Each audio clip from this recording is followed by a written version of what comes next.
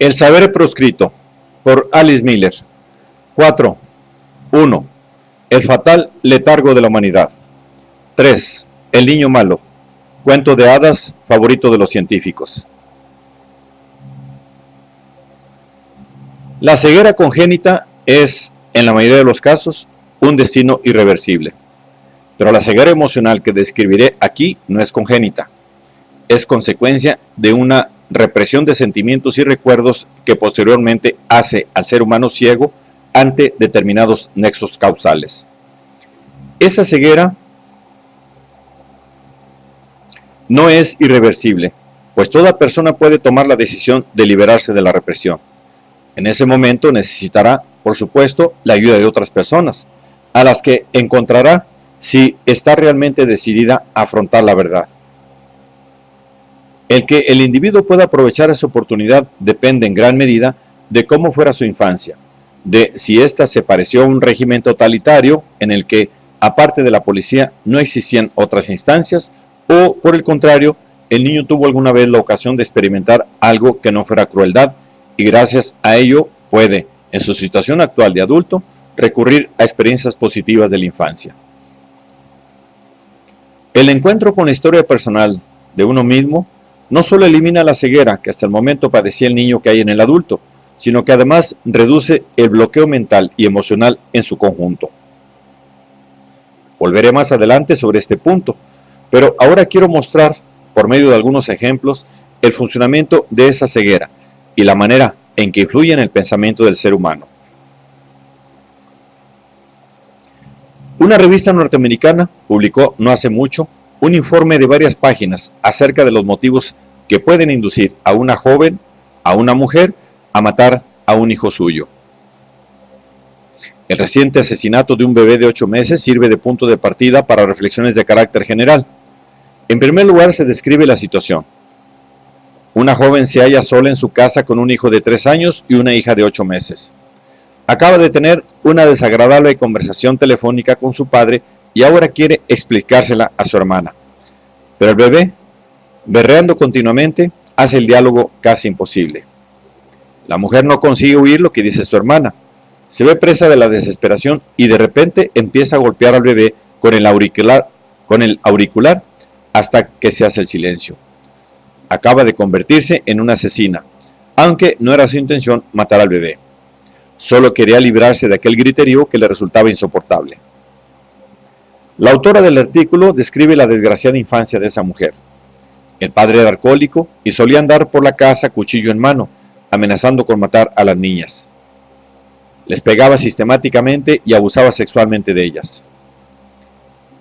Una vez, mientras la niña dormía, su padre la sacó violentamente de la cama y la colgó con ayuda del camisón de una alcayata clavada en la pared.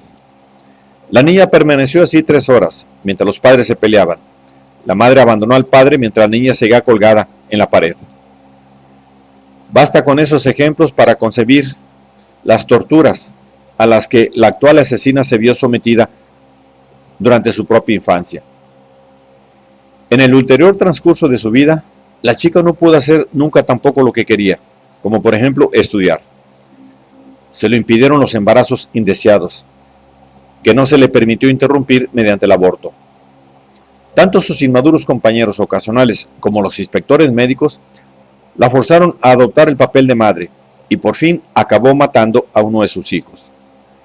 Resultaba significativo que lo hiciera mientras intentaba sin éxito dar expresión a sus sentimientos, a sus sufrimientos. Había recurrido al teléfono en busca de consuelo. Probablemente quería contarle a su hermana las impertinencias que había tenido que soportar durante la previa conversación con el padre, pero el griterío de la criatura se lo impedía. El bebé la obligaba a hacer el papel de madre, para el que en aquel momento se hallaba menos preparada que nunca, y le impedía expresar sus sufrimientos, como habían hecho desde siempre otras personas.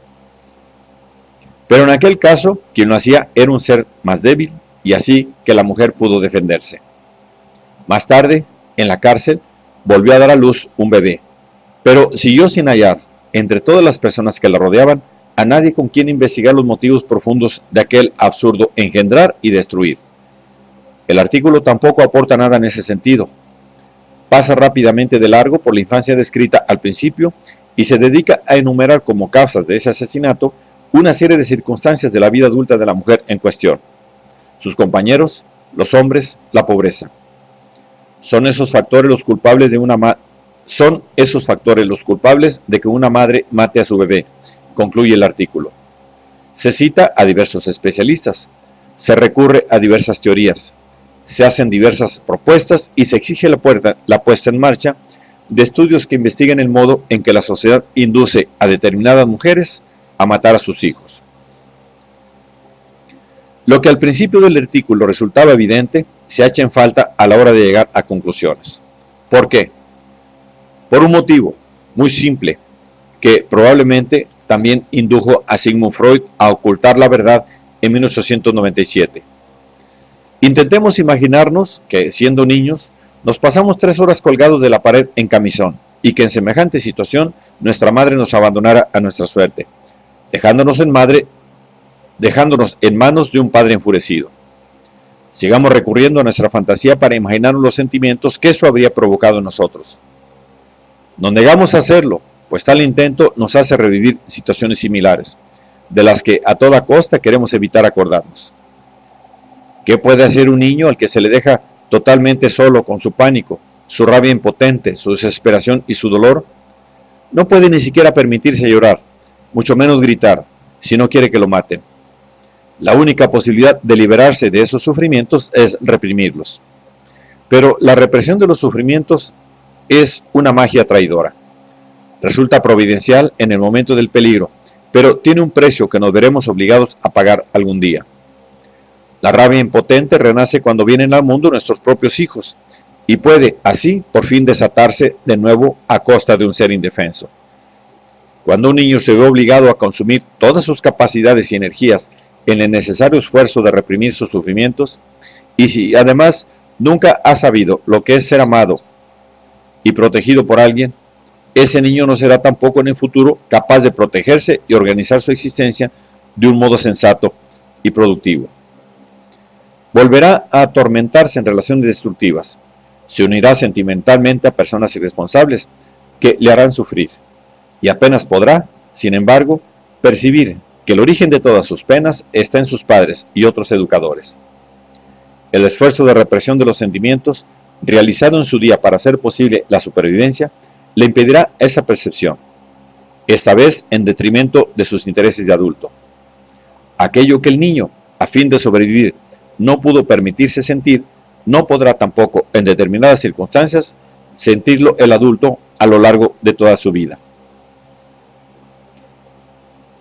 La función salvadora de la represión en la infancia se transforma posteriormente en el adulto en una fuerza destructora, pues si la madre que acabó convirtiéndose en asesina hubiera podido vivir conscientemente el odio hacia su padre, si no hubiera tenido que reprimir sus sentimientos infantiles, no habrá cometido el crimen.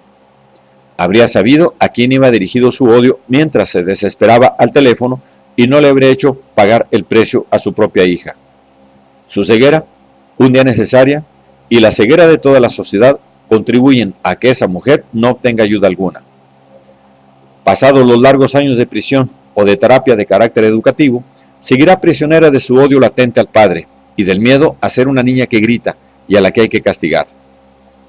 Mientras la sociedad, terapeutas incluidos, sigan dominados por el temor a poner en tela de juicio a los padres, esa mujer correrá el peligro de repetir su crimen y se sentirá, una y otra vez, obligada a quitar de en medio a esa criatura de estridentes berridos que nunca le permitieron ser.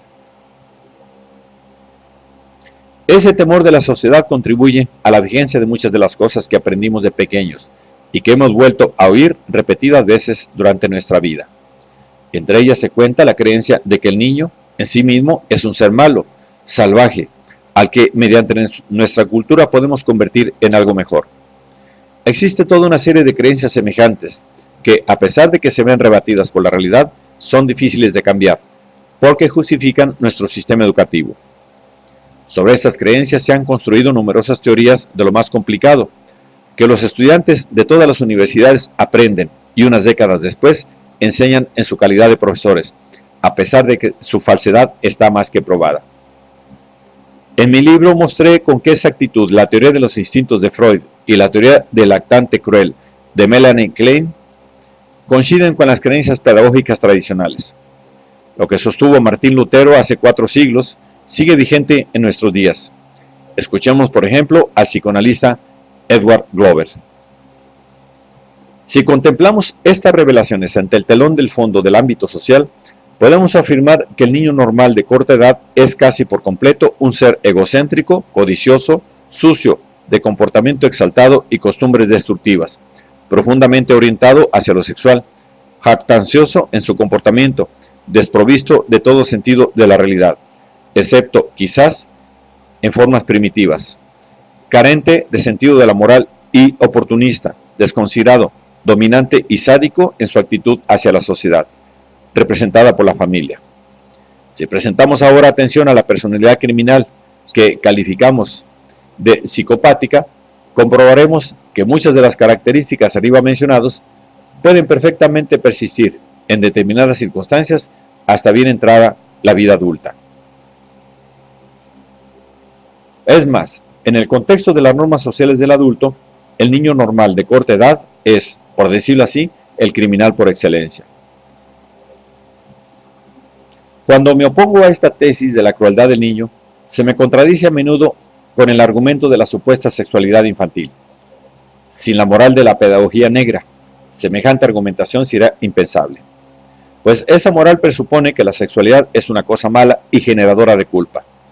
El psicoanálisis no parece haberse librado hasta ahora de semejantes juicios de valor. Aunque la existencia de la sexualidad infantil fue elevada a dogma central del psicoanálisis, no está claro por qué definición de sexualidad se asienta tal teoría. La literatura psicoanalítica aduce ejemplos que hacen referencia a fenómenos muy heterogéneos, como por ejemplo la curiosidad y sensualidad infantiles, la necesidad de contacto corporal, de estimulación mediante caricias, de ternura, de contactos suaves y tranquilizadores, y de calor corporal ajeno, así como a numerosas experiencias de placer con el propio cuerpo, incluyendo las zonas genitales. Pero todo eso no es sexualidad, aunque los adultos, a quienes en su día se educó con frialdad, severidad y privaciones corporales, lo llaman así. En tiempos de Sigmund Freud, el autoerotismo infantil se castigaba con la máxima severidad, y la manipulación de los propios genitales se reprimía con amenazas de castración porque los adultos proyectaban en el niño sus propios sentimientos de impureza y lo castigaban por sus propias fantasías prohibidas.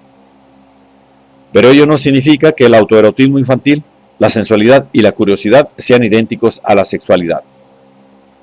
La sexualidad es el impulso que induce al ser humano al apareamiento y que no es estimulado hormonalmente hasta la pubertad. Si partimos de esa definición biológica, está claro que esa sexualidad no existe en los niños. Por supuesto, los abusos sexuales dejan huellas en el niño, de modo que es posible que éste simule un comportamiento sexual para no perder el afecto del adulto.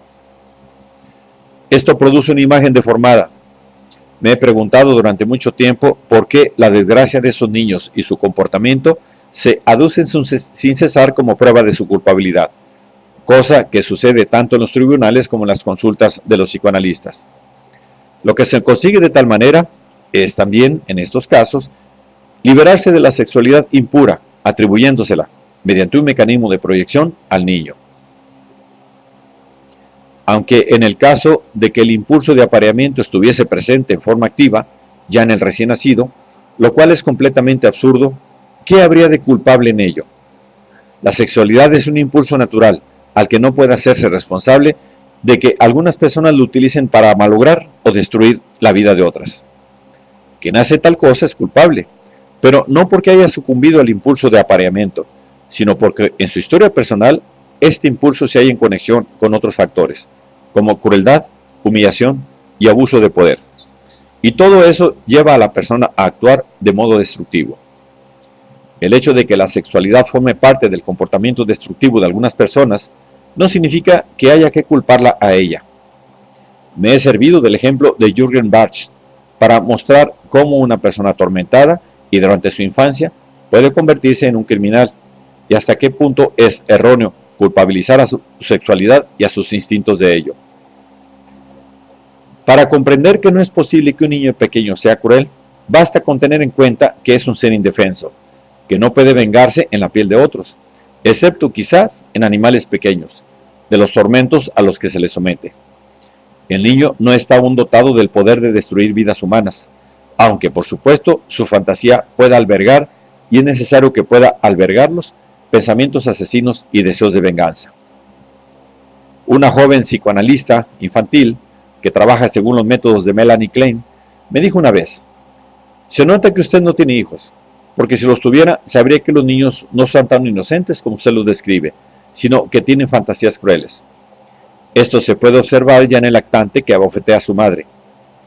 No le dije inmediatamente a aquella colega que soy madre de 2 hijos, sino que limité a pedirle que me aclarara qué entendía por abofetear.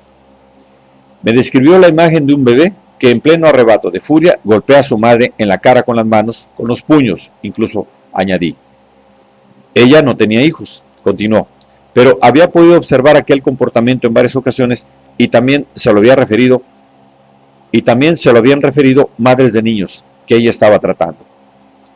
Para hacer tambalearse su seguridad, repliqué que esos golpes podían tratarse tan solo de un fuego inofensivo y que todo dependía de cómo lo encajara la madre. Solo si la madre se siente humillada y maltratada por los golpes, si confunde a su hijo con sus propios padres y recurre a medidas educativas, entonces es posible que el comportamiento, en principio lúdico, del niño, se convierta en pura desesperación y adopte rasgos destructivos. El niño, en tal caso, se siente incomprendido y no puede expresar su desesperación de otra manera que golpeando con sus puños el rostro de la madre. Cuando le describo semejante situación a una persona que no ha pasado por 10 años de formación en la técnica de Klein, me comprende angustiada, me comprende enseguida.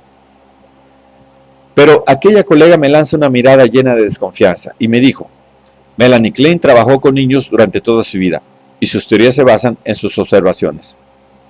Esa es precisamente la cuestión. ¿Con qué ojos se realizan esas observaciones? Una madre ve cómo su hijo patalea y grita y se siente de inmediato obligada a inculcarle disciplina. Por algo lo aprendió de su propia madre. Esas tempranas lecciones son extraordinariamente efectivas. Melanie Klein observó a su hijo y a otros niños en su consulta sobre la base de su propia educación y evidentemente no consiguió ver otra cosa que lo que en su día había aprendido de su madre. Ginecólogos, enfermeras y padres observan desde siempre chillar a los recién nacidos y están tan ciegos como ella al hecho de que sus gritos sirven de expresión a dolores psíquicos y son perfectamente evitables. Mi afirmación de que el niño de corta edad es inocente no tiene nada que ver con idealizaciones románticas, ni se deriva de juicio de valor filosófico alguno, sino de la situación real del niño. Es un ser indefenso que no es aún responsable de ninguna otra persona, ni le debe todavía nada a nadie. Pero esta afirmación no contradice la observación, nada infrecuente, de que los niños pueden comportarse de modo muy cruel, exactamente con la misma crueldad con que ellos mismos han sido tratados. Erin Pizzey, la fundadora de las casas para mujeres y niños maltratados, cuenta que algunos niños, incluso de 3 años, son incapaces de pelearse jugando, como hacen los demás, y se comportan como auténticos matones. Esos niños reflejan con todo detalle en su comportamiento la brutalidad experimentada en el hogar y muestran de manera inconfundible dónde han aprendido esa conducta destructiva. A menudo, padres preocupados me preguntan si no existe el peligro de que los niños aprendan a ser crueles por culpa de cientos programas de televisión. En mi opinión, un niño que no arrastre consigo una carga de rabia acumulada no demostrará ningún interés por programas de televisión brutales y sádicos. En cambio, las películas violentas son objeto de gran atención por parte de los niños que son víctimas de groseros o sutiles malos tratos contra los que no pueden defenderse, o que jamás logran expresar sus sentimientos por otros motivos, por ejemplo, para evitarle problemas a su padre o a su madre cuando estos se hayan sujetos a algún tipo de presión. En tales casos, el niño satisface ante la pantalla sus secretos deseos de venganza mediante un proceso de identificación. Esos niños llevan ya en su interior las condiciones previas para una posterior conducta destructiva. El que ésta se manifieste dependerá de si la vida les ofrece otras alternativas aparte de la violencia, es decir, de si se cruzan en su camino personas que puedan salvarlos. Pero el niño no aprende a ser cruel contemplando la crueldad, por ejemplo en el televisor, sino solamente si la padece en su propia carne y se ve forzado a reprimir sus sufrimientos. La escuela de la crueldad está a menudo en conexión con los abusos sexuales. Lo que hace el muchacho de 20 años al masturbar a un niño de 5 es imponerle a este último el comportamiento destructivo de la autosatisfacción. El niño jamás se liberará de esa clase de satisfacción sexual y, cuando sea adulto, se verá inconscientemente forzado a vengarse de alguna manera en un niño de la violación de la que fue objeto. Es así como se enseña, aprende y camufla la destructividad, con todas las motivaciones y racionalizaciones que la acompañan. Es de los adultos de quien el niño, falto de amor, aprende a odiar, a atormentar y a camuflar tales sentimientos con mentiras e hipocresías. Por eso, cuando sea adulto, afirmará que los niños necesitan normas y socialización. Por eso mismo, es ya una mentira que le facilitará la entrada en la sociedad de los adultos, una mentira que preside toda la pedagogía y también el psicoanálisis. El niño de corta edad no conoce la mentira y está dispuesto a tomarse totalmente en serio palabras como verdad, amor y misericordia, que oye en la clase de religión. Solo cuando se da cuenta de que con su ingenuidad hace el ridículo, aprende a disimular. Mediante la educación, el niño aprende los modelos del comportamiento destructivo, el cual será más adelante interpretado por especialistas como consecuencia de un instinto destructivo congénito. Quien se atreve a poner en cuestión esta interpretación se hace objeto de la hilaridad de todos y se le considera ingenuo, como si nunca hubiera visto de cerca un niño y no supiera que los niños pueden llegar a sacarle a uno de quicio.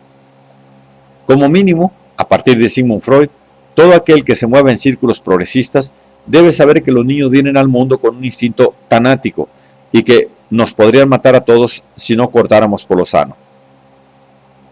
Una catedrática me pidió hace algún tiempo una entrevista acerca de mi crítica al psicoanálisis para publicarla en su revista. No me fue posible contestar a sus preguntas, que recibí por escrito, pero le prometí dar respuesta a algunas de ellas en el próximo libro que escribiera. Me dispongo a hacerlo a continuación, pues esas preguntas representan una postura con la que me veo confrontada a menudo, la de las personas que, si bien se esfuerzan en adquirir nuevas nociones, se niegan, sin embargo, rotundamente a renunciar a las viejas creencias que sus padres les transmitieron durante la infancia y que más tarde vieron confirmadas mediante diversas teorías en las universidades. Veamos una de las numerosas cuestiones. Cuando usted postula la inocencia del niño, es como si negara que el niño es sujeto de sus propios deseos. Usted describe la impotencia, la alienación, la dependencia del niño, y hasta qué punto se hallan a la merced de la voluntad del adulto o de los adultos. Pero el niño no carece de deseos, de fantasías, de proyecciones. ¿Es posible que se califique al niño de culpable solo porque es sujeto de deseos, fantasías y proyecciones? El niño, ya el recién nacido, es por supuesto un conglomerado de necesidades y jamás se nos ocurrirá calificar eso de culpa si nuestros padres no hubieran experimentado nuestras necesidades y deseos como molestas exigencias. En nuestra infancia aprendimos a sentirnos culpables de nuestras necesidades y deseos, y más adelante elaboramos nuestras teorías a partir de esa experiencia básica. Esa confusión se manifiesta en la cuestión citada más arriba. El niño no tiene derecho a ser sujeto, no es más que el objeto de la pedagogía. El que, por si no bastara con adjudicarle ese papel, se le califica además de culpable, es algo que no puede sorprendernos. No hay calumnia de la que no se pueda ser víctima al niño, y lo trágico es que esas etiquetas pueden conservar su vigencia durante la vida entera. Toda su vida, el niño culpabilizado creerá en su culpa y su maldad por el hecho de tener deseos y fantasías, y, llegado el momento, esa creencia le impedirá, ya adulto, darse cuenta de que a esos niños malos y difíciles se les ha forzado a ser así.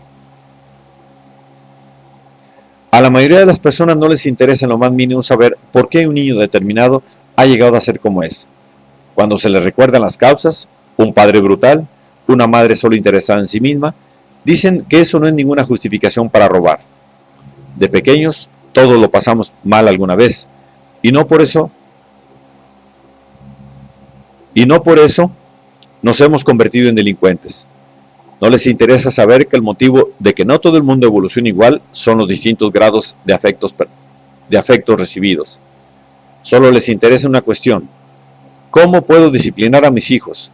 ¿Cómo debo castigarlos para que lleguen a ser personas decentes, para que no mientan, no roben y no se escapen de casa? A menudo se les oye decir: los niños a los que se mima y que tienen todo lo que quieran, preferirían robar en lugar de trabajar. Así que hay que acostumbrarlos a esforzarse si quieren obtener algo. Hay que acostumbrarlos desde el principio a la dureza de la vida y no satisfacer todos sus deseos, aunque ello esté en nuestras manos. Hay que ponerlos a raya hasta que hay que. Cuando pongo en cuestión semejantes creencias, afirmando, por ejemplo, que el niño debe tener la libertad de ponernos a raya a nosotros cuando exigimos demasiado de él, cuando lo maltratamos o humillamos, se me contempla con asombro y se me pregunta: ¿tiene usted hijos? ¿No sabe lo malos que pueden llegar a ser los niños? Usted idealiza a los niños. Parece que no ha visto usted en su vida un niño difícil. Por supuesto que los he visto, incluso en clínicas psiquiátricas, donde oponían resistencia a los métodos educativos más sofisticados. Por ejemplo, no hablando, negándose a comer o arrancándose mechones de pelo, porque nadie se interesaba de verdad por sus torturas ni se hacía cargo de su dolor. Todo el mundo se esforzaba en disciplinarlos, en enseñarles algo positivo, a leer, a escribir, a hablar, a comer, pero nadie quería hacerse una idea de lo trágico de sus existencias. Al preguntar por ello durante entrevistas con médicos y enfermeras, me llamó la atención lo poco que los asistentes y los médicos sabían acerca de la situación familiar y la historia personal de los niños. Pero bastaba con lo poco que podían decirme para intuir el terror psíquico al que los niños se habían visto sometidos, pese a lo cual las personas que me informaban parecían no percatarse de ello. Pues lo que yo llamo infierno es para ellos lo más normal del mundo. A muchos otros les pasan cosas parecidas, dicen, y no por eso se vuelven psicóticos, autistas o mutistas. Y así se persiste en buscar la explicación de factores biológicos congénitos a los que se intenta poner remedio con la ayuda de la educación y los medicamentos. Semejantes intentos, por bien intencionados y sinceros que sean, acarrean el peligro de traumatizar y confundir aún más al niño, porque, pese a todos los esfuerzos, no se le llegará a comprender hasta que se reconozca plenamente la crueldad que se ejerce contra ellos. Ciertas creencias se transmiten, sin ser criticadas, de generación en generación, y además con tal énfasis que nadie se toma la molestia de hurgar en ellas, no solo por temor a las reprimendas. A menudo ni siquiera se llega a correr ese riesgo, pues se tienen por correctas las creencias recibidas.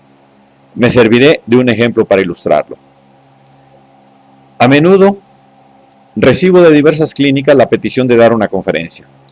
Para evitar un monólogo, intento mantener con el personal de la clínica un diálogo en el transcurso del cual los presentes pueden plantearme sus preguntas.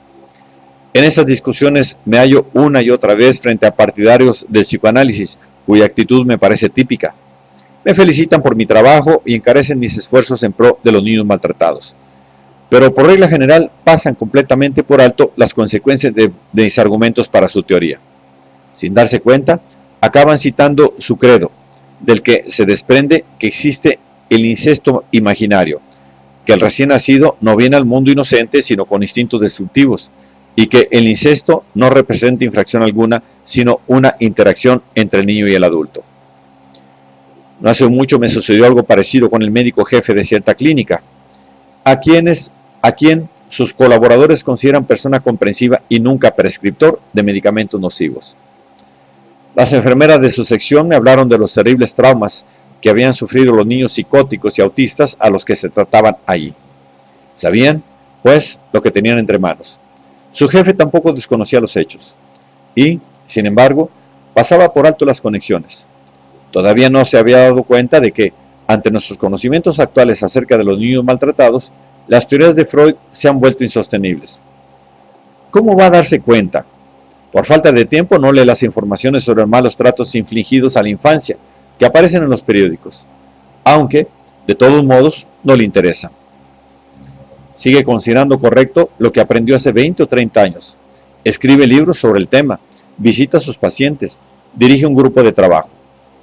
¿Cómo va a cuestionar lo aprendido hace años, si jamás ha intentado establecer mentalmente relaciones entre las teorías que aprendió, las experiencias de su trabajo práctico y las informaciones sobre niños maltratados? En las reacciones ante estos nuevos descubrimientos no solo se refleja la formación recibida, sino también la trágica desigualdad de oportunidades. El niño amado recibe el regalo del amor y con él también el del saber y la inocencia. Es un regalo que le ayudará a orientarse toda la vida. Al niño maltratado le falta todo, porque le falta el amor. No sabe lo que es el amor. Confunde constantemente maldad con bondad y mentira con verdad. Por eso volverá a dejarse arrastrar a la confusión una y otra vez. Volví a ser testigo de ese estado de confusión durante la discusión, mantenida entre expertos sobre un caso concreto. Una mujer que de niña recibió mucho amor y a la que no se forzó a un alto rendimiento escolar. Se hizo cargo de un niño autista de 9 años al que adoptó posteriormente. La mujer pudo darle mucha ternura, contacto corporal y confianza en sí mismo, confirmar sus sentimientos, intuir sus necesidades, percibir sus señales y por fin entenderlas. En los brazos de esa mujer, el niño aprendió a mostrar sus sentimientos, a experimentar conscientemente su rabia por todo lo que le había sucedido hasta entonces y a descubrir el amor. Acabó convirtiéndose en un adolescente sano, inteligente, abierto y muy vivaz. Conté esta historia en un grupo de expertos que se ocupan del autismo. Los que eran médicos replicaron que el autismo es una enfermedad neurofisiológica incurable y que en aquel caso la evolución descrita mostraba que no podía tratarse de autismo, es decir, que había habido un diagnóstico erróneo. Los psicólogos, los asesores familiares y los analistas opinaron que aquella historia debía de ser una grosera simplificación de los hechos, pues ellos conocían muchos casos de autistas a los que largos años de psicoterapia no habían hecho cambiar en nada, lo cual, por otra parte, no me cuesta nada creer. Luego añadieron que historias como aquella no servían de ayuda a los padres de niños autistas. Antes bien, les provocarían sentimientos de culpabilidad, ya que no todos los padres están en condiciones de dedicar tanto amor y tanto tiempo a sus hijos autistas. La mayoría tiene más hijos y no puede descuidar sus actividades laborales y al fin y al cabo son solo seres humanos. Le dije que me parecía irrelevante el que alguien tuviera unos sentimientos de culpabilidad, pues de lo que se trataba era de descubrir una verdad trascendental. La historia de aquel niño de 9 años me confirmó en lo que ya sospechaba desde hacía tiempo. El autismo es una respuesta al entorno y a veces la única respuesta posible a la que un niño puede recurrir. Que el autismo se pueda o no curar, eso depende hasta qué punto el nuevo entorno del niño sea capaz de percibir la verdad sobre el pasado de éste. Las reacciones de los expertos que he mencionado muestran lo difícil que ello es. Sus resistencias les impedían comprender lo mucho que esa historia nos podría ayudar en nuestra relación con los niños. Más tarde, años después, volví a oír hablar de casos similares, aunque todavía raros, de curación de niños autistas. Se ha llegado a desarrollar una técnica, la llamada técnica de la sujeción, que pretende cubrir la necesidad de ser sostenidos de esos niños perdidos, solitarios y alienados. Lamentablemente esa técnica va asociada con métodos educativos, y eso es, a mi modo de ver, lo que la hace peligrosa. Cuando la madre se ha ganado, gracias a la técnica de sujeción, la confianza del niño, llega el momento de aplicarle a este una serie de exigencias educativas. El niño hará todo lo que esté en sus manos para no perder el afecto de la madre. Efectivamente, se ha comprobado que esos niños tienen brillantes rendimientos en la escuela, pero eso no significa que estén curados de verdad, como me consta desde que escribí mi primer libro en 1979. La completa dedicación corporal y espiritual de la madre puede hacer milagros en un niño autista, pero solo en el caso de que se renuncie a exigencias educativas. De lo contrario, se produce el drama del niño dotado, que es precisamente contra lo que el niño se había intentado defender con su autismo.